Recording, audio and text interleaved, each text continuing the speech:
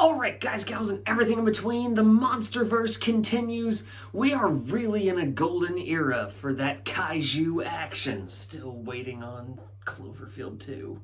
You're coming. They swore it.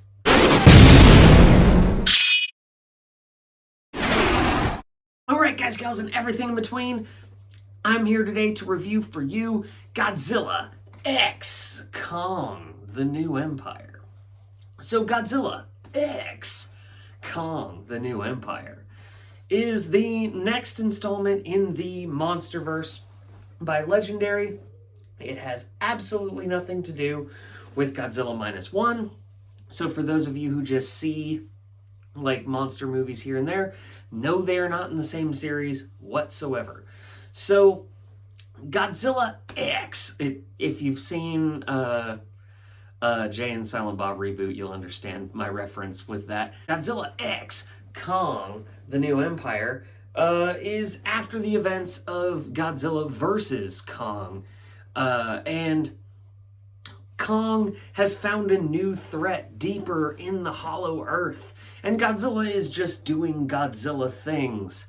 And then they have to team up for this dangerous threat. And now we have our movie. The human characters in this film, two of them are returning from the previous film, and I always forget their name, but podcaster dude and scientist lady, and the little girl. They're all back. And the rest of the cast is not back.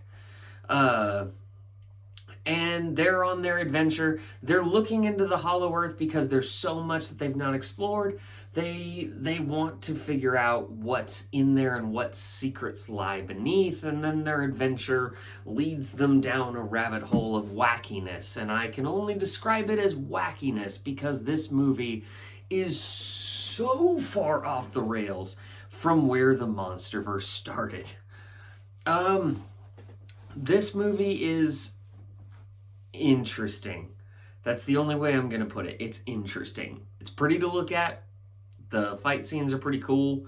The special effects seem to be not as good as 2014 Godzilla and Godzilla King of the Monsters or Kong Skull Island or Godzilla vs. Kong.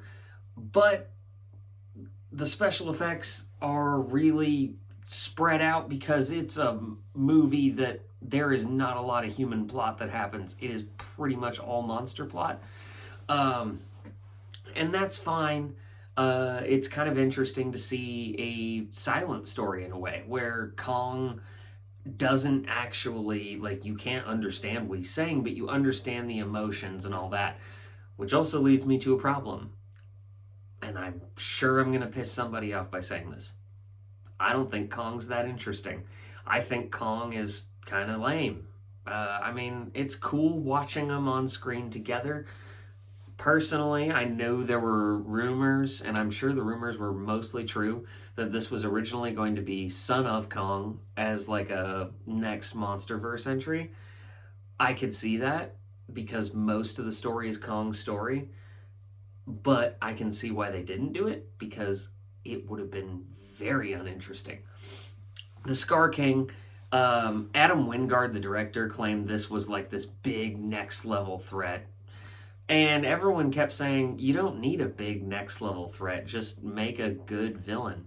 Well, he didn't make a big next level threat like he claimed, and he didn't make a good villain. The Scar King is essentially just another monkey, and frankly, you can see it in the trailer, so it's not a spoiler. He gets manhandled and the hell beat out of him the entire movie. He's really not an intimidating villain at all.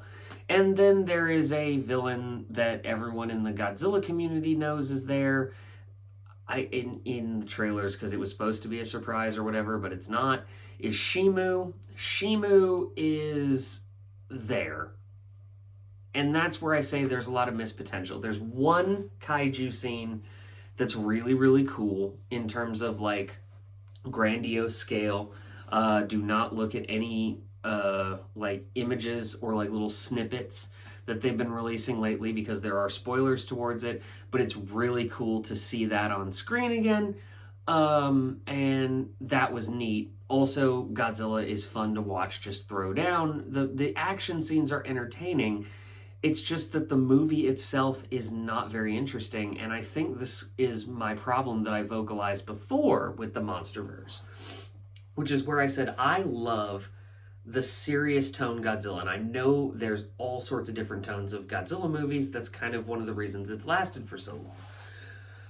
I loved the grounded nature of the Monsterverse when it started. Its idea, which is like, what if Godzilla hit in our regular time? Then you had King of the Monsters, where it was still semi-grounded, but there were like ideas, and I was like, okay, it's not where I thought we were going with this. I love the idea of just real world stuff dealing with this. And then in Godzilla versus Kong, we got ridiculous with portals to the hollow earth with another world, basically, and like these spaceship things and all that. And I was like, oh, well, we're getting into the more zany aspect of Godzilla. This one doubles down on it, and it is not at all where I wanted the Monsterverse to go. And frankly, I think the Monsterverse took about 3 steps too far in the wrong direction. And I think if you course corrected, that'd be really cool. And that'd be great, because I love the Monsterverse and I love where a lot of it has gone. But I think the zanier, wacky humor and the fighting in another world that's not another world, it all just feels too much, if that makes sense. And I think they're trying really hard to be like Marvel in that regard. And as someone who isn't big on Marvel, please don't. I loved the idea of this real world grounded take on Godzilla that was more serious and less sci-fi in terms of like the human technology and all that. Like what we have at our disposal right now, that is way more interesting to me than, oh hey, the CGI spaceship. And I know I love sci-fi. I love sci-fi a lot. I think this one was a misfire. But did I enjoy the movie? I still had fun with it. It's big popcorn in your face action, non-stop. And Scar King and Shimu were not interesting villains, nor were they intimidating.